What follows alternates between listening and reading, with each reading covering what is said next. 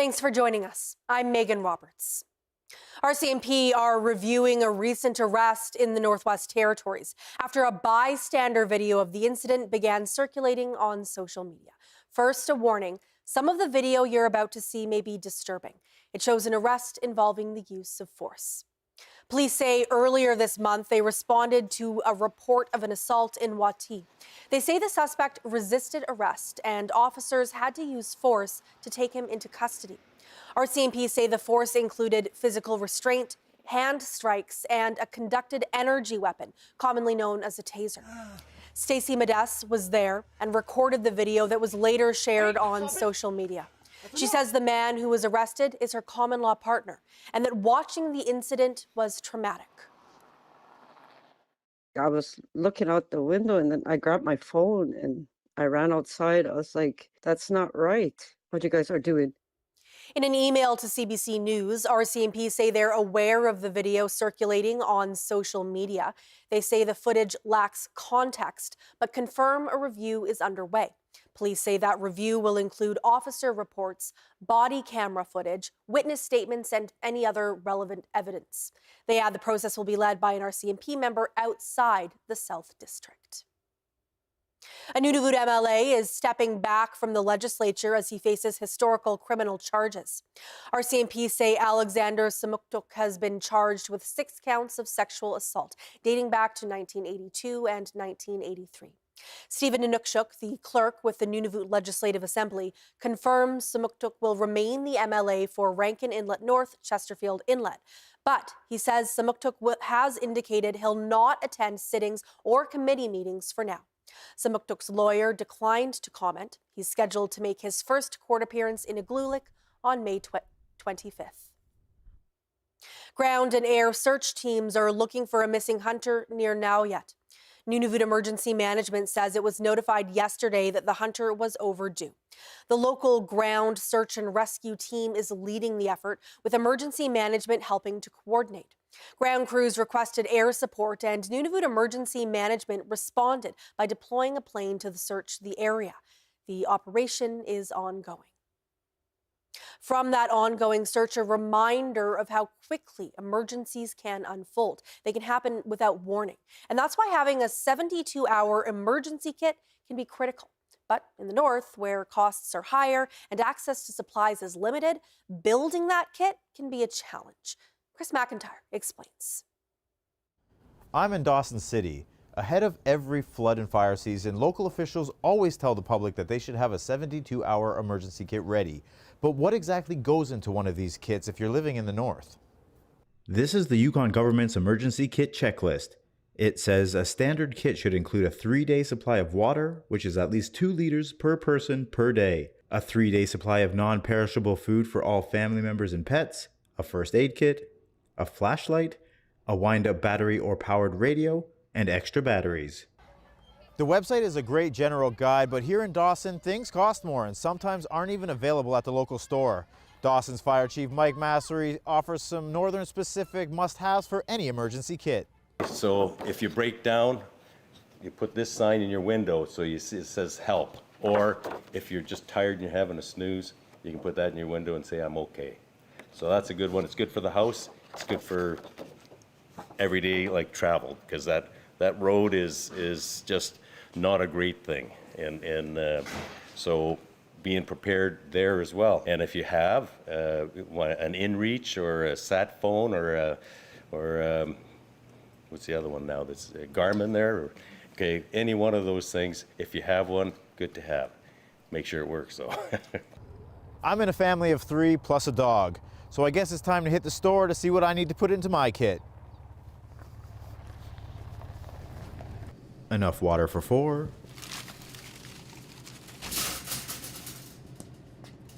A first aid kit.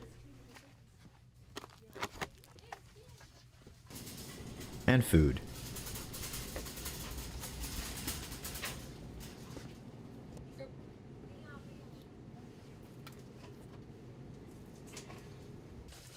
Other things that should be in the kit are medications, seasonal clothing and footwear for each family member, a cell phone, chargers, cash and credit cards. Well, it looks like my 72-hour emergency kit is packed and ready to go. Well, not quite. Now it's ready. Now each kit will vary depending on the size of household. And a kit will not prevent an emergency from happening, but it can provide a bit of comfort and assurance when something does. Chris McIntyre, CBC News, Dawson City. The top two figures at Yukon University faced questions from opposition MLAs on Tuesday. Housing pressures dominated the discussion alongside concerns about programs and the university's direction. TJ Deer reports. One of the biggest barriers facing Yukon University is housing. Yukon NDP education critic Linda Moan asked lots of questions, including about student housing. When asked if there's a priority list for rural students and what they're doing to fix the issue, Interim President Sheila Rolls says regarding their Dawson City campus, they're exploring creative options, including federal pathways to provide housing. Moan also asked about specific programs, including the trades. Rolls says they only have room for 12 students right now, and that's for health and safety concerns. She did mention that they're looking at seeing if they could add 2 or 3 more. This came after the Prime Minister announced $6 billion in funding to support the training and hiring of up to 100,000 workers. Rolls said they will make their voice heard to try and get some of that funding here. On Rolls' status as interim president, Board of Governors Chair Christine Marr said the search for a permanent president will take up to a year. Marr said they will advertise for a new president in a month, but that whoever is chosen will have to line up with the board's vision for the future. TJ Deer, CBC News, Whitehorse. Housing demands in Iqaluit remain high, and a major new development could help ease the pressure. A plan to build 2 new apartment buildings, adding more than 100 units, is back on the table.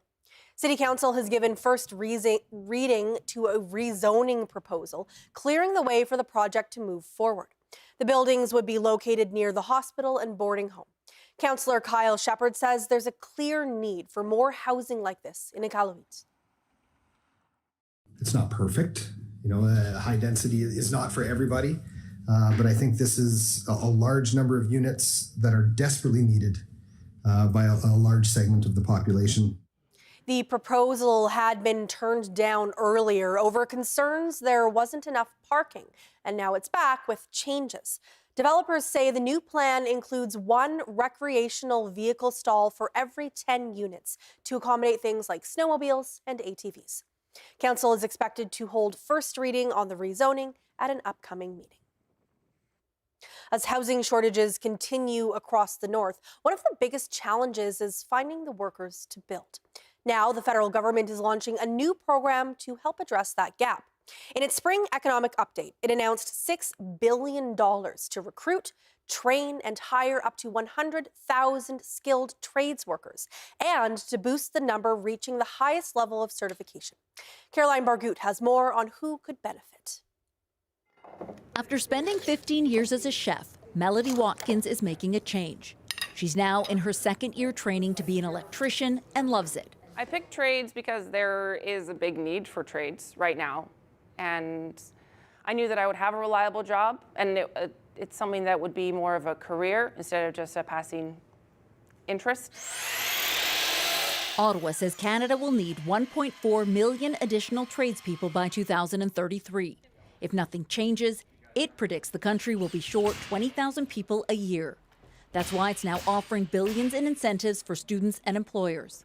A lot of existing trades workers are approaching the end of their careers, and they will be retiring over the next few years. So this is a step in the right direction, but we still face a real challenge on the skilled labor supply front.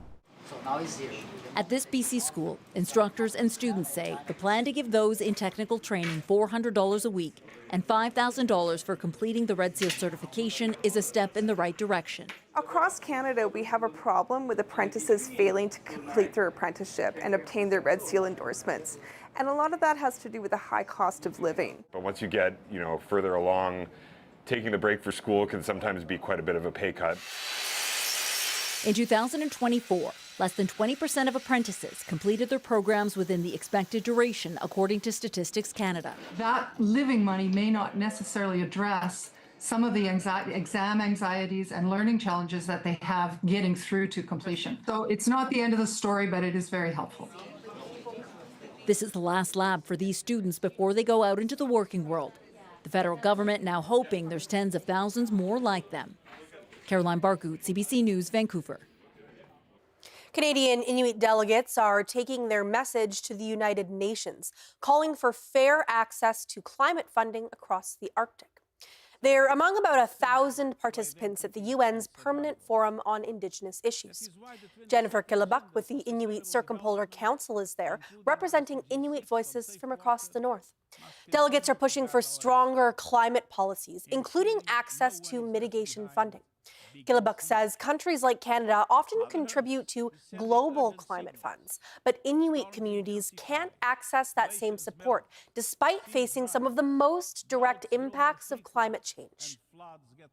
As Inuit and as Indigenous Arctic peoples in our communities living in the global north and in the south, often our communities are living in third world conditions without the same access to resources or privileges that our more southern counterparts have access to. She says she's concerned the federal government's push for so-called nation-building projects could come at the cost of long-term climate funding. The forum continues in New York through Friday. From calls to climate funding to new evidence of climate change in action, almost all of Europe saw above-average temperatures last year, contributing to heat waves, wildfires, and rising sea temperatures. New data shows the impact was especially severe for glaciers. Crystal Gamansing explains. Troubling climate data from the 2025 Copernicus report dealing with land, air, and the sea. Snow cover in Europe at the end of March was 1.32 million square kilometers below average. 2025 also saw glaciers shrinking at pace. Greenland's ice sheet lost 139 billion tons of ice, the equivalent of losing 100 Olympic-sized pools every minute. But it was Iceland that saw the largest glacier mass loss, the second mass loss on record. Jonas Liebich studies glaciers in Iceland, and he's working to find ways to combine monitoring data to get the best picture of what's happening. It is a weird feeling to know that you study something that is vanishing. I think for me, it's giving purpose to at least know that whatever you estimate or work on, it will help us to adjust to the changes we inevitably face and maybe also cause some of the change that needs to be done to preserve what's there. Melting glaciers combined with a reduced snowpack in Europe is feeding a weather loop. Dark land absorbs more of the sun's energy, contributing to a warming environment, affecting sea surface temperatures as well, which reached new highs. A record 86% of the region experienced at least one strong marine heat wave, disrupting marine life, including seagrass, which is critical in absorbing carbon. In the report, we show, a huge number of climate indicators, whether it's losing glaciers, increased fire risk, increased droughts, heat waves and marine heat waves. We're seeing all of these climate indicators that show that we're experiencing climate change now, and we really need to adapt accordingly. Europe is the fastest warming continent, warming more than twice as fast as the global average. Copernicus Climate Change Service's annual report highlights the state of the climate in Europe, work that's done in conjunction with the European Centre for Medium-Range Weather Forecasts and the World Meteorological Organization. Crystal Gamansing, CBC News, London. In Hay River, the community is working to restore a farming site damaged by floods and wildfires. Partners say the rebuilding effort is also creating new opportunities. The former site is being transformed into a hub for farming innovation with a focus on learning, entrepreneurship, and demonstration. And that work, as you saw there, is already underway. One example involves partnering with a local sawmill and researchers to produce biochar. The project uses trees burned in the 2023 wildfires, converting them to help improve soil and crop growth. By having a site where we can anchor teaching people what to do, demonstrating best practices, maybe sharing equipment and resources to lower the cost of entry, then Hay River gets to be that really easy place for people to come in, learn about farming, and get started. We also know that Iqaluit is really interested in agriculture and food production, both on their reserve lands already, and we're having conversations about how they can produce more food to feed members and the public. The town of Hay River supports the project. Dean says partners have signed a stewardship agreement to move it ahead. The goal is a more resilient supply chain. Soil testing is set to ramp up over the next 2 years, starting again this summer.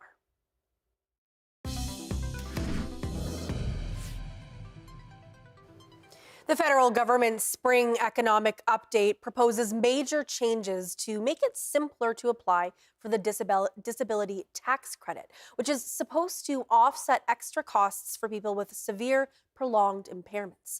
Marina von Stackelberg reports. Leader of the opposition. In a rare moment in the House of Commons, everyone agrees Canada's disability tax credit needs to be fixed. As a father, thank him for his commitment to simplify the disability tax credit. Our people should be spending their times living their lives rather than filling out forms. Those forms require a doctor to complete them. The disability tax credit is the gatekeeper to most other federal support, like the $200 a month benefit. The whole process is extremely complicated. It was onerous to begin with, number one. Doctors could fill it out only. And it was a 15, 16-page form. It took literally hours and hours for them to fill it out.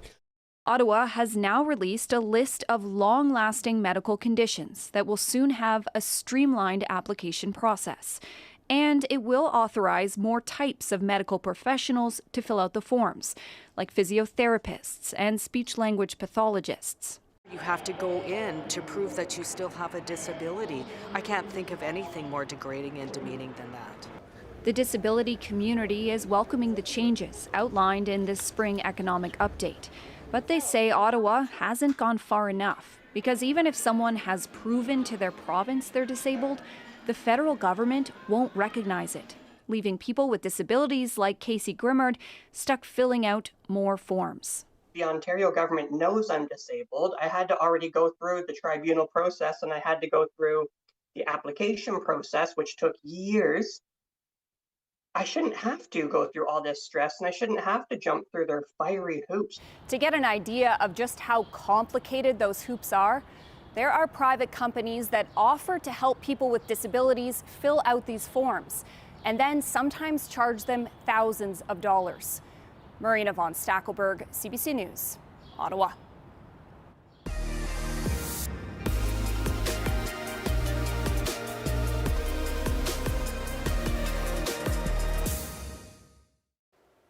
Wekweèti NWT is home to the youngest councillor in the Cleachon Assembly.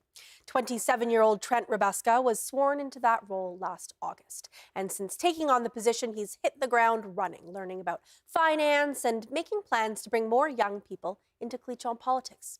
We spoke last week in Wekweèti. Can you just start by introducing yourself, telling me who you are and what you do for the community of Wekweèti?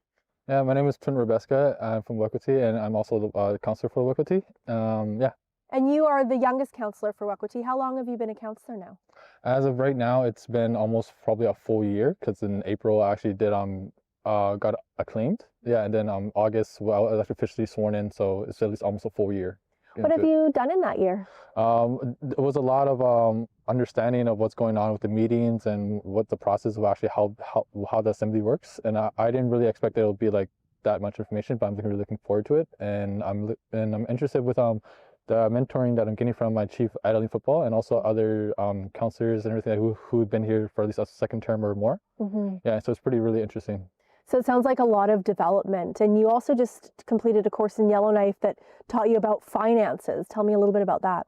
Yeah, those finances and everything is actually like really interesting to get in depth with it, to fully understand how it actually works and what's being said to you, to actually fully understand once you actually read the papers and being with the numbers and all that, with all the departments and everything is really interesting. And I'm looking forward to actually understanding more. And when we were chatting just before our interview here, you were telling me a story about working in the school, and then you found a newspaper article about yourself. Can you just tell me that story? Yeah, that was pretty funny because like I started working at the school in October and then my contract ended in March. But during that time, I was working with those kids and everything. And then I looked through the Alexis Ermiker School archives, and I did see an article from I believe it was 2013 of myself saying that I attended the Legislative Assembly, and I'm actually probably looking forward to actually be part of it and actually be there and actually speaking and actually get into politics. And sure enough, basically manifested myself. You did. Younger you knew exactly what the path you wanted to take and you needed to take. Tell me, as a young person moving into government, what that experience has been like and what you might say to other young people who look up to you and think maybe I can do that too. It's a really big responsibility because like all our elders and all our leaders and past leaders have been saying like we're doing this for our younger generations, and which I'm glad that I'm stepping up and actually being part of that and trying to be a role model in a way. But I'm really looking forward to the next term or next whatnot. There'll be more people actually stepping up and whatnot and actually willing to take part in it, and because it's really big responsibility, and there's a lot of elders that are slowly passing, and we really need to keep this alive and what's going on with our language and our culture and how to actually properly organize our own self-government. What's a goal that you have for your term as councillor? The goal that I have for us counselors is to actually have more younger people around and to actually understand, and also even push for that. We mentioned that we were trying to get back youth council, so they'll actually be part of they'll be part of the assembly, the sessions, and they'll actually all understand, have their own questions, and actually see how the highlight of it, and how it works, and how they can probably come up with their own ideas and participate. And when it's their time, then they can and step up and actually join and share their ideas with everyone. I wonder what you can tell me about your community of Wekweèti too. We've spent a week here and it's been very special. So what's your hope for the community? That's a good question. My hope for community is actually to slowly expand it and have more attractions for tourism, for the culture camp, for just being out on land over here, especially during the winters with the aurora lights, and then during the fall, with all the changing colors and the seasons. And thank you so much for chatting with me today and sharing your hopes for your future and your community. Yeah, no, thank you for having me. Appreciate it. Merci. The Yukon Quest, Yukon's famous dog sled race, is making a comeback, and it's bringing some new twists with it. Organizers canceled this past year's race due to a lack of volunteers, disagreement about the race route, and financial challenges. Now they say they've redesigned the trail to deal with changing ice conditions and improve safety. With the risks that we've identified, we've also identified alternate routes that parallel them, trails that would parallel, that would not be dependent on freeze up. So as we develop and as it matures, and we keep investigating this way and keep putting the trail in this manner, we're going to find a more and more reliable trail regardless of what's happening with the weather. Mushers can choose between two race distances. The longer race is 885 kilometers. It'll run from Whitehorse to Dawson City with a new checkpoint at 40 Mile. The shorter race is 482 kilometers. That will end in Pelly Crossing and includes the return of the popular Stepping Stone checkpoint. The race is scheduled to begin in Whitehorse on February 6th of next year. Organizers say more updates will be shared in the coming weeks. 7, 6.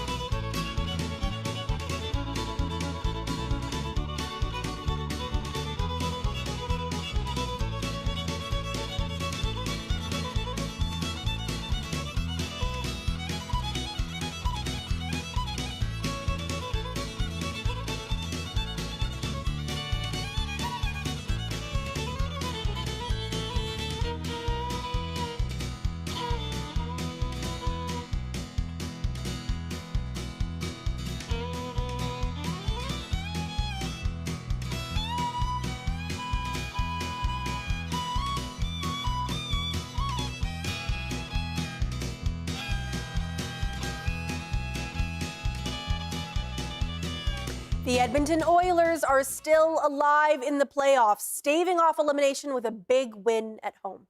Travis McEwen reports. The Edmonton Oilers survived to play another game. A 4-1 win was exactly what the Rogers Place crowd was looking for in Game 5. Now here's how they did it. Evan Bouchard sets up Vasily Bukolzin to get the Oilers on the board. Then, a pretty fun play where a shot from the point is tipped by Ryan Nugent-Hopkins. Then it's tipped in the net by Zach Hyman. And then it's Leon Draisaitl time as he scores, which leads to Ducks goalie Lucas Dostal being pulled and has the rest of the night off. Leon Draisaitl will get another. This time McDavid feeds him a pass to his office with a patented one-timer, something we haven't seen much this playoffs. Podsy set the tone, and that whole line there did a great job of finding a way to get a couple goals there, and you know, it's obviously a nice play with the lead. You know, not chasing the game is a good thing. Holding them off. Swings are big. You know, we got some big saves from Ingo, and you know, when they pushed, we didn't break, so it was a good sign for us. After an action-packed night, the series heads back to Anaheim on Thursday, where the Oilers have yet to get a win this series, and they'll have to replicate this effort to try to tie it up 3 games apiece. Travis McEwen, CBC News, Edmonton. As you heard from Travis, Game 6, another must-win for Edmonton. It's on Thursday night in Anaheim, and the puck drop is set for 8 p.m. Mountain Time. And that is Northbeat for tonight. For news anytime, go to cbc.ca/north. Thank you for watching. We leave you tonight with scenes from Cameron Falls Trail near Yellowknife. I'm Megan Roberts. Have a good night.